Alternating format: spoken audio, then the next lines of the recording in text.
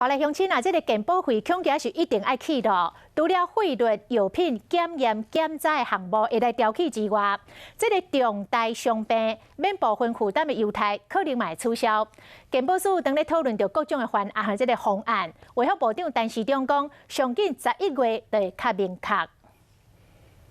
重大伤病患者去病院看病，为挂号、药费、诊疗、入院等部分负担的费用，健保拢替你出。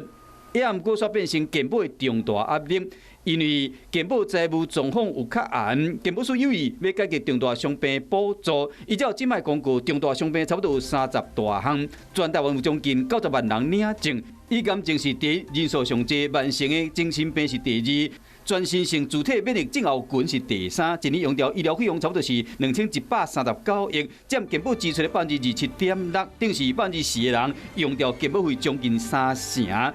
健保署认为讲，这部分爱调整，更公平的能够展现，不要因病而贫，那也达到大家公平负担的目的。是排付啦，或者一个上限啦，或者怎么样，这些方式大家都在研议中。是讲要安怎解？敢是要排付？敢会影响到健保公平正义原则？这拢爱注意。就医需求高不一定完全是因为免部分负担的原因。那我们认为，其实那个健保署应该要拿出3成健保的这个细部分析资料，那邀集相关的病友以及利害团体来共同讨论。